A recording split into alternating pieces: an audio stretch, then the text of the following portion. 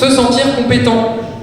Il y a plusieurs façons de se sentir compétent, mais le sport, la course à pied, est un moyen qui permet de se sentir compétent. Et ça fait gagner confiance en soi. Et ça fait que c'est quelque chose qu'on va pouvoir réinvestir dans sa vie familiale, professionnelle, etc. Le sentiment du travail est compris. Quand on a passé une bonne séance de fractionné, quand on a fini une sortie longue un dimanche, de 9h, sentiment du travail accompli, ça fait plaisir. On n'a plus qu'à manger les crêpes de la Chandeleur.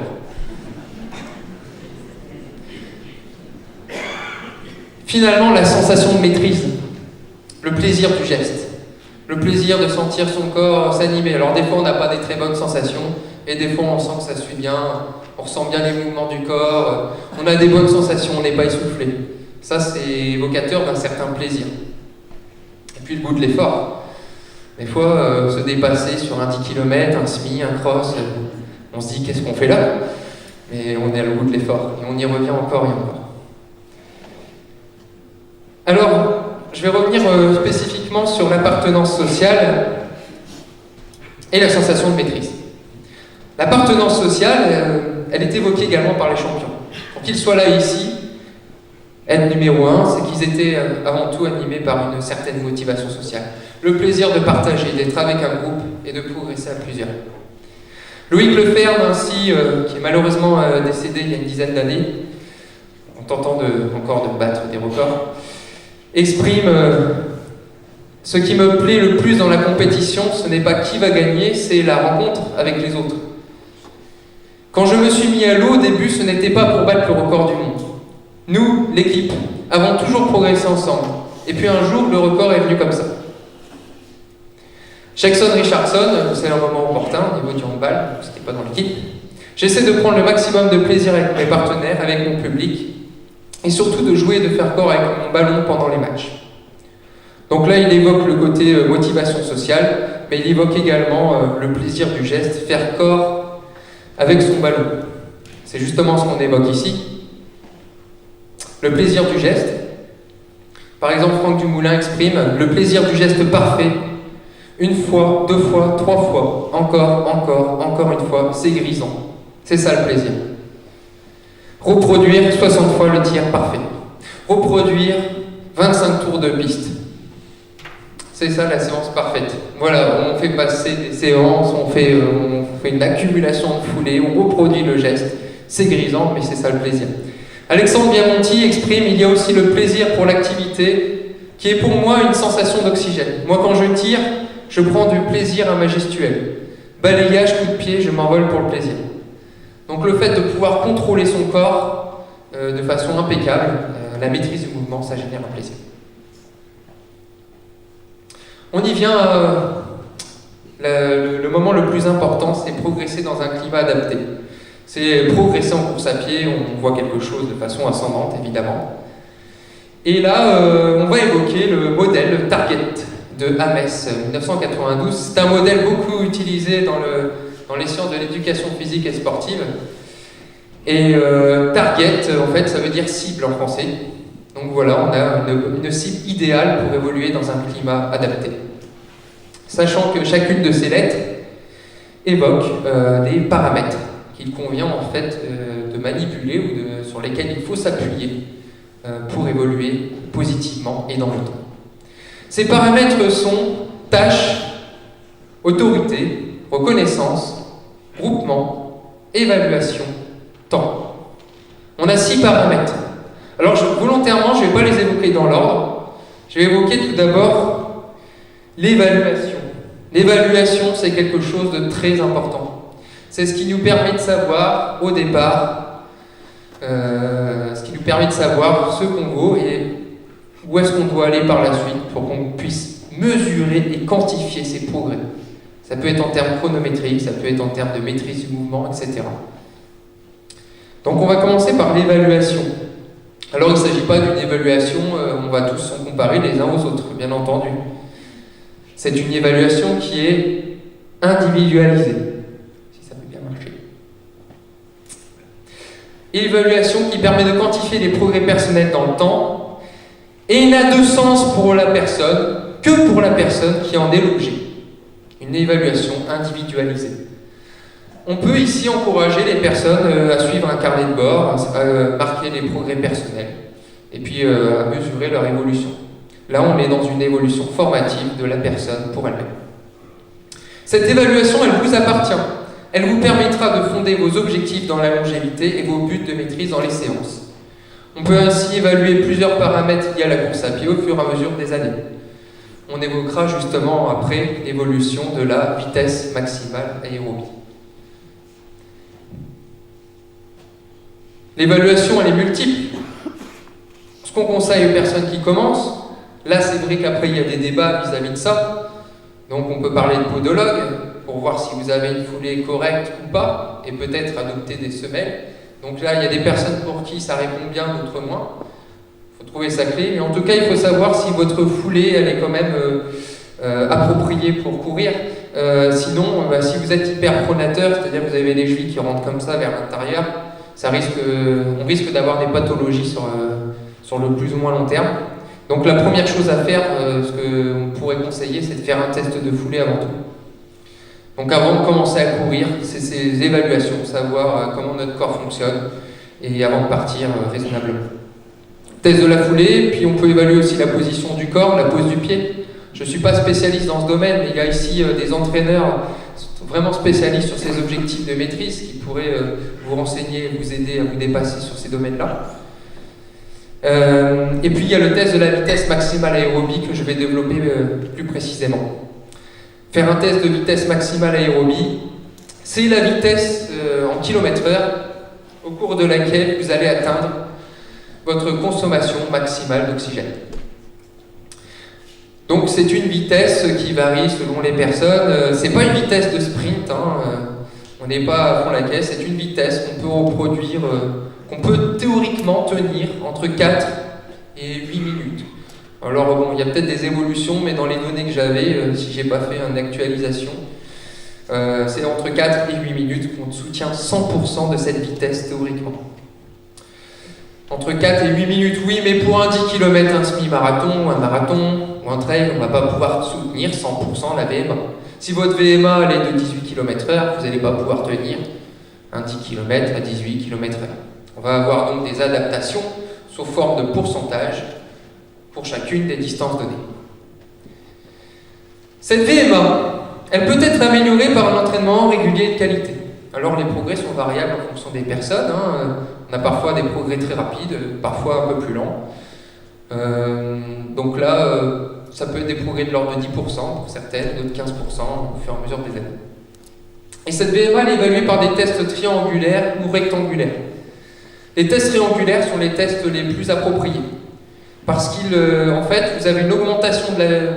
Donc je vais vous parler du test VAMEVAL qu'on a pratiqué notamment dans notre club.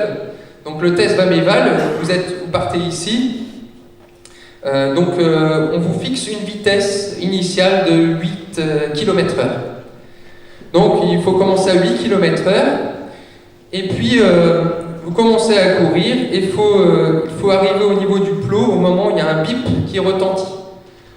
Vous avez peut-être déjà pratiqué ce test au collège ou au lycée. Parfois évocateur de bons ou mauvais souvenirs, mais en tout cas, c'était le test qui permettait de déterminer votre VMA et puis d'adopter un programme individualisé. Donc je cours sur la piste. Donc vous avez par exemple 20 pratiquants, on place chaque pratiquant sur un plot pour pas qu'il gêne. C'est la simplicité du test. Vous avez des plots espacés de 20 mètres sur une piste de 400 mètres. Et puis la personne commence à courir. Bip, elle passe au niveau du plot. Donc c'est parfait lorsqu'elle passe au niveau du plot quand il y a le bip qui retentit. Si la personne a du retard par rapport au bip, eh bien alors là, ça ne doit pas arriver 2 fois consécutif, sinon la personne est entre guillemets disqualifiée. Parfois, on a des personnes qui sont persévérantes, qui ne veulent pas lâcher le plot, comme le tire-fesse de Gad Elmaleh. Donc, on doit maintenir sa vitesse, et puis, chaque minute, la vitesse augmente de 1,5 km/h. Donc, progressivement, on va augmenter sa vitesse. 8, 8,5, 9, 9,5, 10, etc. Donc, l'adaptation à l'effort au niveau de l'organisme, elle se fait vraiment très bien. À un moment donné, vous êtes à 12 km/h, votre fréquence cardiaque est à son maximum, vous tirez, vous êtes comme sur le tire-fesse au niveau du plot, Et puis vous cessez l'exercice, votre VMA est de 12 km/h, c'est la vitesse que vous avez complétée au dernier palier. C'est la vitesse maximale aérobie. C'est à partir de cette vitesse que vous pourrez déterminer votre programme par la suite. Il existe d'autres tests triangulaires que je n'évoquerai pas. Si vous n'avez pas la possibilité de faire ce test triangulaire, il y a d'autres tests qu'on appelle rectangulaires. Par exemple, vous devez parcourir la plus grande distance possible en 6 minutes. Ça permettra d'évaluer votre VMA. Donc c'est le test du demi-Cooper. À la base, c'était le Cooper, il fallait courir à fond pendant 12 minutes. Mais théoriquement, si on soutient entre 4 et 8 minutes sa VMA, et pas 12 minutes, le test de Cooper est pas très bon, il sous-estime du coup. Donc on est passé à 6 minutes. 6 minutes, alors là ça n'engage que moi, c'est mon opinion, donc je la répète 2 fois. Je trouve que parfois pour des participants novices, amateurs, c'est un peu trop en termes de durée. Donc ce que je fais passer personnellement, c'est des tests de 4 minutes. À 3-4 personnes, on fait les 2 tests, on arrive à peu près aux mêmes valeurs, entre le VAM-EVAL et le test de 4 minutes. Après, tout dépend de la capacité du coureur à exploiter d'autres ressources, ce qu'on appelle dans le domaine lactique. Je ne vais pas revenir. Donc l'évaluation de la VMA, j'ai évalué ma VMA et ensuite je vais avoir des tâches par rapport à cette VMA ou pas. Quelle est la nature de ces tâches? Tout d'abord, les tâches sont individualisées. Donc adaptées, individualisées. Vous allez travailler des allures cibles de votre VMA. 90% de votre VMA sur des 1000 mètres, 95% de votre VMA à 100% sur des 400 mètres, 85% de votre VMA sur des 2000 à 3000 mètres, etc.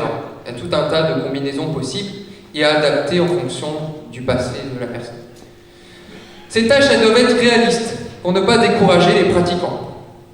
Ça, c'est très important. Il y a une adaptation en fonction du temps d'effort, surtout quand on a un groupe important de coureurs. Et puis elles doivent être variées. Si on fait toujours la même tâche, on s'ennuie et on se démotive et on peut à long terme abandonner. Il faut varier les situations, varier. Ne pas rentrer dans des choses trop procédurales, toujours la même chose parce que bien, le cerveau il n'aime pas ça, il s'ennuie. Et en plus il devient plus économe.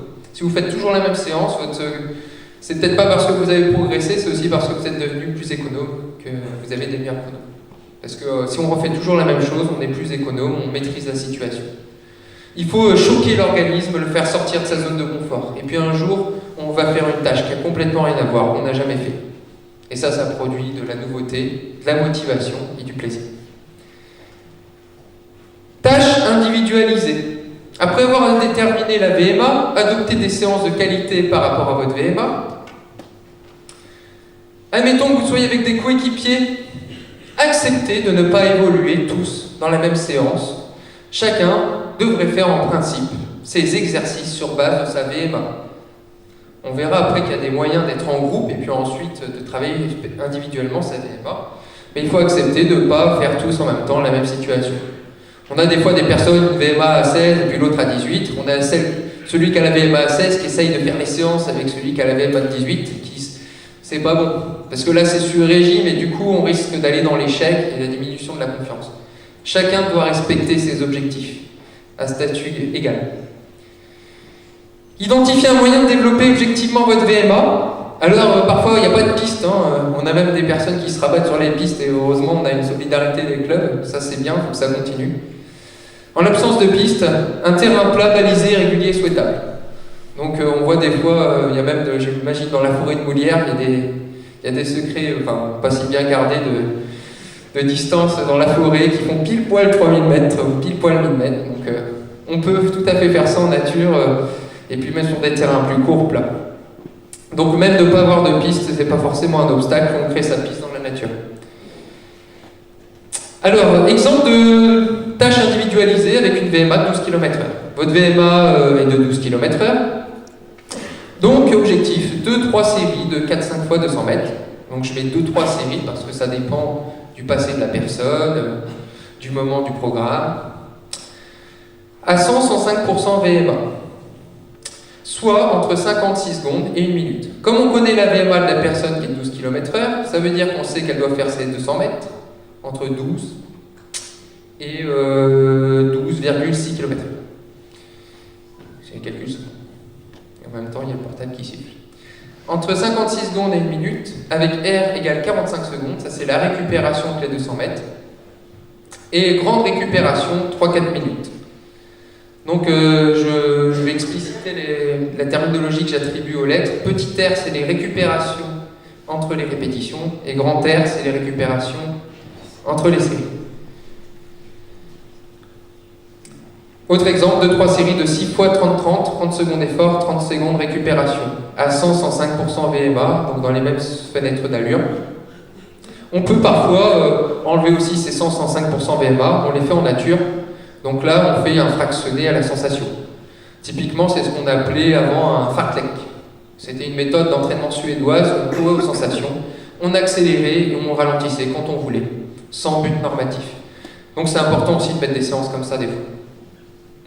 De faire des fractionnés sans chrono. Tâche réaliste. Soit 2 coureurs d'une même équipe. Séance de fractionné avec Paula. Désolé, j'ai pas été très imaginatif, j'ai pensé à la Paula Radcliffe, une championne de marathon russe, je crois. Non? Ouais, voilà. Donc elle n'avait pas une VMA de 15 km/h, alors c'est pas la même Paula. Donc Paula a une VMA de 15 km/h et Vincent une VMA de 12 km/h. Une dame qui a une meilleure VMA qu'un monsieur, c'est ça. Non, ça je fais de l'extrinsèque. Alors, exercice. Réaliser 6 fois 1000 mètres à 90% de la VMA pour les 2 participants.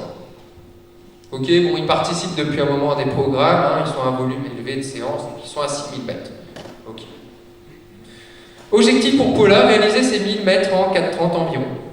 Ça fait environ un temps total de 22 minutes d'effort. Par contre, pour Vincent, hein, qui va se taper les 6 fois 1000 mètres, ça va représenter 33 minutes d'effort. C'est quand même 11 minutes de plus. Donc là, ne faut-il pas adapter l'objectif pour Vincent? C'est pas 6 fois 1000 mètres pour Vincent, c'est 5 fois 1000 mètres. Et on aura un même temps d'effort. Ce qui compte avant tout, c'est le temps d'effort consacré, avant la distance. Donc il y a des adaptations à faire aussi dans les groupes en fonction des VMA des participants. Il faut essayer de trouver le décalage optimal. Pour des personnes qui doivent faire 5 fois 1000 mètres, pour d'autres, ça pourrait être 4 fois 1000 mètres. Tâches variées. Difficile de s'ennuyer en course à pied. Là, je vais prendre un exemple avec 7 paramètres que vous pouvez manipuler pour créer une séance complètement différente. 3 puissance 7 égale 2187 combinés. Et encore, j'en passe, les paramètres. Premier paramètre à sélectionner. Tiens, qu'est-ce qu'on fait aujourd'hui? On va courir dans la ville, on va courir en campagne, on va sur la piste. Ok, donc là, ça fait déjà un facteur, 3 choix possibles. On continue. Est-ce que je vais courir tout seul? Parce que j'ai besoin de penser à des trucs en ce moment, j'ai besoin de m'isoler, de me mettre dans ma bulle. Duo, on va taper la causette sur un truc bien précis, ou un peu moins précis en groupe, enfin bref. Vous choisissez parmi les 3. On continue. Ambiance jour-nuit. Ah ouais, ça peut être sympa, un trail à la frontale, comme vous voulez tous, à la forêt de Moulière de nuit. Hein. Donc on choisit, est-ce qu'on va courir en musique, est-ce qu'on part avec le chrono ou pas, est-ce qu'on prend les chaussures de trail, etc. Ça donne jamais la même séance du coup. Voilà comment on peut varier si on trouve qu'on a fait le tour. Séance, est-ce qu'on va faire un footing? Est-ce qu'on fait un fartlek, c'est-à-dire qu'on accélère de temps en temps, sensation, puis on arrête, n'importe quand, pour n'importe quelle durée. Ou alors on fait des fractionnés. Donc là, on est vraiment des séances d'intervalles bien définis. Dénivelé. Alors bon, là, c'est vrai qu'on va être un peu limité sur ce paramètre. En Vienne. On sera peut-être sur le plat bossu, peut-être pas dans le pentu. Mais bon. Plat, bossu, pentu, donc là, on peut choisir aussi le terrain. Il y a quand même une limite aussi à ce modèle, c'est qu'il est difficile de faire de la piste en montagne. Mais c'était la seule limite qu'on... Parcours, nouveau, habituel, préféré. Donc nouveau ici, habituel, en noir et blanc, préféré dans la nature, la sensation du pied sur les feuilles, etc. Et puis finalement, est-ce que vous êtes pressé? Donc séance rapide en 30 minutes, mais vous pouvez placer quelques petits fractionnés. Ou alors c'est normal, allez 45 minutes. Ou alors en sortie longue du dimanche. Si vous n'arrivez pas à lire, le dimanche après-midi après ma sortie. D'où l'intérêt des crêpes de la Chandeleur. Vous voyez que là, on a 3 x 3 x 3 x 3 x 3 x 3 x 3 possibilités. Difficile donc de s'ennuyer en course à pied. C'est riche en termes de sensations et de variété. Donc là, on a fait le tour de la tâche, on a fait E et T. On va passer maintenant sur le G, les groupements. Les groupements, très importants pour sentir cette motivation sociale, courir en groupe, avoir le sentiment d'appartenir à un groupe. On peut avoir le partage et pratiquant d'un groupe dans les entraînements. Il y a des échanges, on partage avec les personnes. Et puis on peut aussi, dans les compétitions, ça nous arrive, une course organisée par-ci par-là, et bien d'échanger avec d'autres personnes qui ne sont pas dans notre groupe. Et ça, c'est très enrichissant. Ça enrichit le répertoire de connaissances. Parce qu'on apprend de ces personnes d'autres choses auxquelles on n'avait pas pensé, etc. On fait des rencontres. Donc c'est vraiment très riche en termes de groupement. C'est flexible. On est plutôt encouragé dans ce type de climat à ne pas rester toujours avec le même groupe, mais être un peu interdépendant, de faire de nouvelles rencontres et de partager des connaissances, etc. Les groupements, si on regarde une séance de VMA, ils peuvent être flexibles. Rappelons une séance typique, vous avez une phase d'échauffement de 15-25 minutes, ensuite des exercices avec des objectifs individualisés, et une phase de retour au calme. Le groupement, on constate qu'il se fait naturellement, et c'est très bien fait ainsi. On a des personnes qui vont être ensemble, par exemple à l'échauffement. On peut adopter une vitesse relativement faible et qui mettent les personnes toutes ensemble dans l'échauffement, également au retour au calme. Par contre, dans le corps de séance, là on va former des plus petits groupes de personnes qui ont la même VMA. Une fois qu'on a évalué la VMA, les personnes qui ont les VMA relativement proches courent ensemble. On fait des groupes quand même qui sont relativement homogènes. Parce que sinon, ce ne sont pas les mêmes objectifs. Donc là, on court en sur-régime, sous-régime, etc. La reconnaissance, très importante. On parle des feedbacks. Les feedbacks, c'est le retour qu'on donne à une personne pour lui dire si c'est bien ou si c'est pas bien. Si elle a bien fait, si elle n'a pas bien fait, si elle pose bien ses bras ou pas, etc. Le feedback. La reconnaissance, c'est important de valoriser les progrès individuels. Il faut vraiment le marquer, verbaliser à la personne ses progrès. Et c'est pas forcément sur un temps de 10 km ou des choses comme ça. Hein. Je prends un exemple typique dans notre club qui m'a vraiment marqué, mais qui finalement est tout aussi important à mon sens. Souligner les améliorations sur la récupération. Par exemple, à un moment donné, il y a des séances trop intenses, on a envie de marcher, et puis des personnes qui progressent, et puis qui arrivent à trottiner entre les séries. Ça, c'est une énorme amélioration, parce qu'on parle souvent des chronos, mais la récupération est ô combien primordiale. Donc, trottiner entre les séries, c'est déjà faire moins baisser le rythme cardiaque, donc ça aide à favoriser l'entraînement, et c'est aussi riche en termes de sollicitation mentale. Parce que quand on doit, juste après la série de fractionnés, trottiner, c'est dur mentalement, il faut résister, faut réussir à ne pas céder à la marche. Mais quelque part, pendant la compétition, la course, c'est toujours courir, c'est ne pas marcher. Reconnaissance, dédramatiser les échecs qui font partie de l'apprentissage. On en reparlera à la fin. Les dédramatiser, les relativiser, voire les positiver. Et dernière chose, assurer une équité dans l'intérêt manifesté pour tous les pratiquants. Tous dans le même moule. On a des VMA différentes, mais par contre, quand on doit faire 90% de notre VMA, tous, on a le même objectif. Donc on est tous à un même niveau. Et là-dessus, on va pouvoir jouer sur une éventuelle gratification. Admettons un jour, on lance un petit challenge. Bien, aujourd'hui, vous avez 4 fois 1000 mètres et 90% de VMA, et 30 personnes. Et puis, celui qui... le but, c'est celui qui sera le plus régulier, qui sans chrono arrivera à faire ses allures dans le temps visé. Donc par exemple, je dois faire 5 fois 1000 mètres en 3 minutes 50. Je n'ai pas de chrono, je fais mes 5 fois 1000 mètres. L'entraîneur prend les chronos, donc c'est assez fastidieux. Il fait la moyenne et puis on voit le décalage par rapport au temps visé. Et là, ça met pas en avant ceux qui ont forcément une meilleure VMA. Là, ça met en avant celui qui est le plus régulier. C'est un critère de maîtrise. Résultat, celui ou celle qui a la moyenne la plus proche du critère de réussite.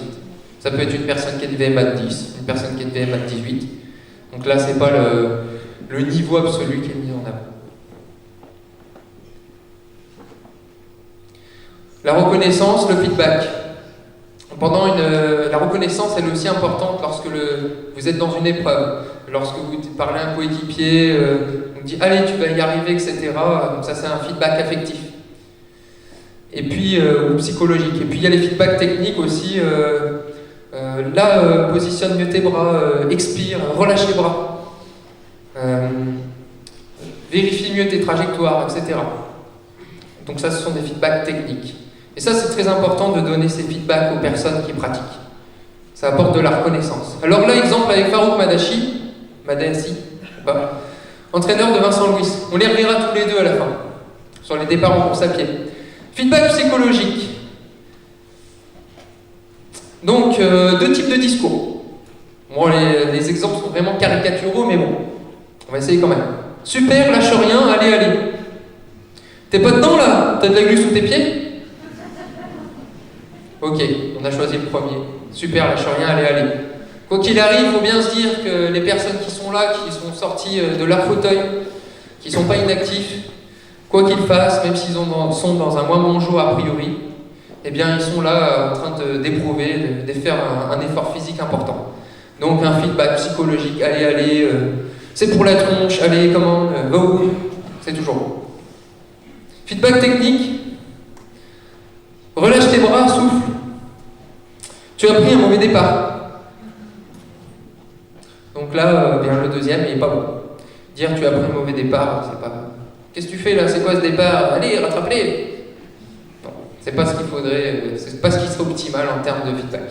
Par contre, relâche tes bras, souffle, aider la personne à se concentrer sur ses sensations, à son action par rapport à elle-même, c'est source de meilleurs progrès dans l'activité. On va arriver à l'autorité par l'autonomie. Il faut respecter le besoin d'autonomie du coureur. Donc là, c'est un chapitre, les deux derniers, là, ça s'adresse surtout aux relations entraîneurs et athlètes, et coureurs, mais aussi entre les collègues, entre eux. Hein. S'il n'y a pas trop d'autorité, c'est bien. Il faut que chaque personne puisse être autonome. En gros, c'est tu peux faire tout ce que tu veux, si toutefois ça reste dans le cadre de ce que je veux bien que tu fasses. Ça doit être un compromis pour les entraîneurs. Bref, harmonie, c'est le maître mot. Il le souligne, le président de la psychologie du sport, Hubert Ripoll. Il le souligne que l'harmonie, c'est le maître mot. Entre le style de motivation et les objectifs du coureur, et le style de fonctionnement et les moyens mis en œuvre par l'entraîneur. Il faut de l'harmonie. Et il exprime que le besoin d'autonomie est une constante. Aussi, les champions ne supportent-ils une trop grande directivité de l'encadrement. Il ne faut donc pas avoir trop de directivité dans l'encadrement et laisser un peu de souplesse, d'autonomie. L'entraîneur doit faire preuve de tact et de psychologie dans sa relation avec le sportif, sous peine d'aller vers un affrontement plus ou moins larvé, qui se traduit souvent par un désengagement, voire un abandon. Finalement, terminons par le temps en patience. Tout d'abord, notons que les temps d'apprentissage diffèrent selon les individus. Les adaptations psychologiques diffèrent. Mais reprenons l'exemple du tortue et de la lièvre. Vaut-il mieux progresser, être le plus rapide pendant X temps, ou finir par passer l'arrivée comme la tortue, c'est-à-dire sur de longues années, et avoir progressé dans la longévité. Donc il faut laisser du temps aux personnes pour qu'ils puissent évoluer. Il faut être patient avec la personne qui, elle, est déjà suffisamment exigeante envers elle-même. Ensuite, bien considérer, moduler nos niveaux d'attente. Le temps consacré à la course est différent selon les pratiquants, en lien avec les contraintes familiales et professionnelles. On n'a pas tous le même temps à consacrer à la course, donc c'est vraiment un paramètre à tenir en compte. Et enfin, il faut établir des objectifs à plus ou moins long terme avec le pratiquant et ajuster si besoin. Voilà, il faut impliquer les personnes dans les décisions, à fonder eux-mêmes leurs objectifs. Et ces objectifs, on va les aborder maintenant, fixer des objectifs dans la longévité. On voit bien ici que le prochain défi sportif, cette bille